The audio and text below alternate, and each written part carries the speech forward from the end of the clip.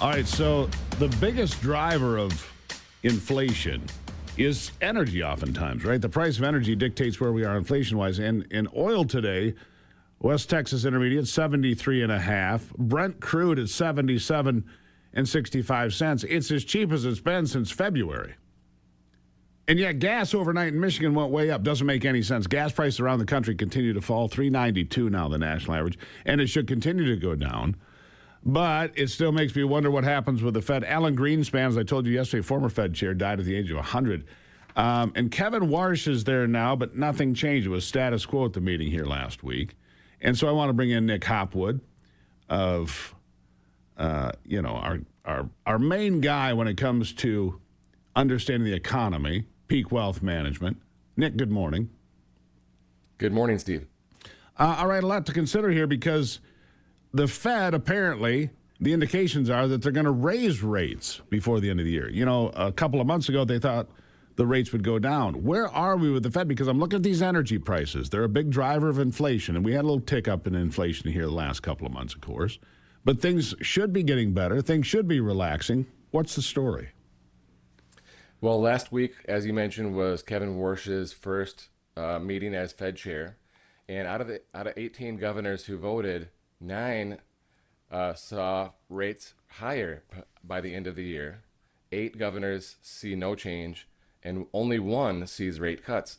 So coming into this year, we expected multiple rate cuts, 2 or 3. Some people were calling for even 4.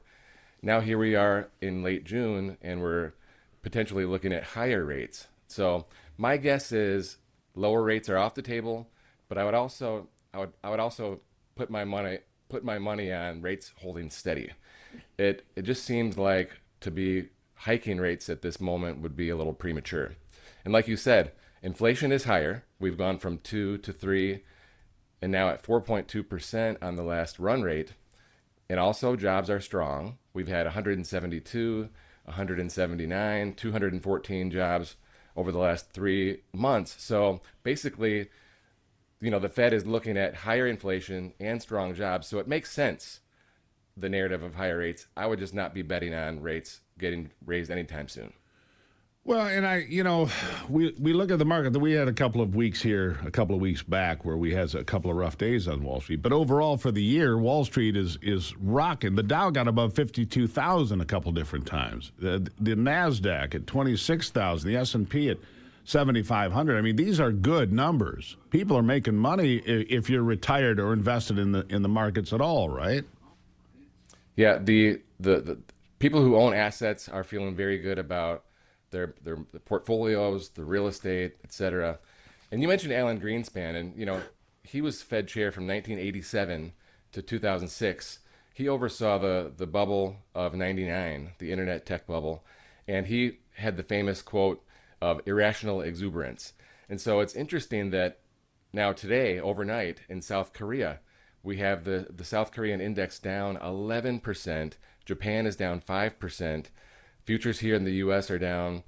And so it's interesting, just on the heels of his passing, that we have a little bit of a technical blow up here in South Korea. Remember, that index is up over 100% in the last year, and it's over 50% semiconductors. So it reminds me of that '99 boom here in the U.S. Well, we'll see how the futures do here today, but you don't see a big correction at this point. Well, remember, we always talk about a 10% correction is the norm, and we pretty much had that in March, but it doesn't mean that we won't have another. But I just remind you, ask yourself, what is your plan going to be when the next correction comes? Yeah, that's always it. You need a plan. You can't just go in blithely and just say, well, everything will be fine. Maybe it will. Maybe it won't. But you need to be prepared for that. And these things happen. They're very cyclical in my experience. I want to ask you about something else here because SpaceX went public, right? And Elon Musk became the first on-paper trillionaire, I guess, from what I read. But SpaceX, as these IPOs go, these initial public offerings, you get this big spike at the beginning, and then they tend to just relax and sometimes come way below. The initial number was supposed to be 135. It got above 150. Where are we today?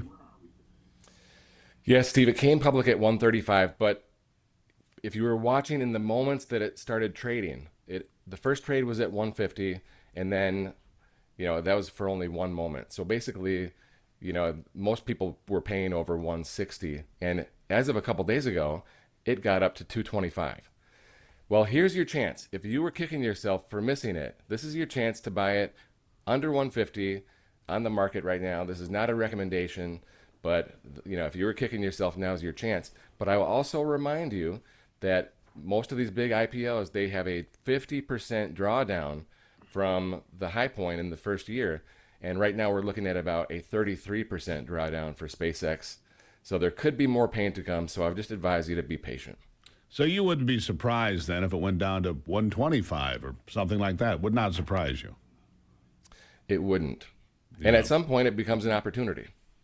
Well, at some point it does. Right now, from what I'm looking at, 154.60. But that was a pretty rough day when the market closed. It was down significantly. Anyhow, mid-year checkup, we got about 20 seconds. Things are pretty decent overall. Could be a correction of some sort, but overall, you feel pretty bullish about things, don't you? I do, and this is, we're here in late June. Do your mid-year checkup. Look at your year-to-date gains. Make sure you're on track to max out your 401. Update your retirement projections. Monitor your spending. Update your net worth statement. Double-check your beneficiaries. That's always something that can be surprising. Yeah. PeakWM.com if you want to speak to Nick, get a second opinion. He'll give you a free Social Security analysis when you name drop me, which is cool. Thank you, Nick, for that. PeakWM.com, PeakWM.com. Nick, I appreciate you. You're always a calm voice no matter what's going on, sir. Thank you. Thank you, Steve. Greatly appreciate it. There you have it. Peak Wealth Management. Nick's been doing well for a long time. He can do well for you. PeakWM.com. I'll be right back after this.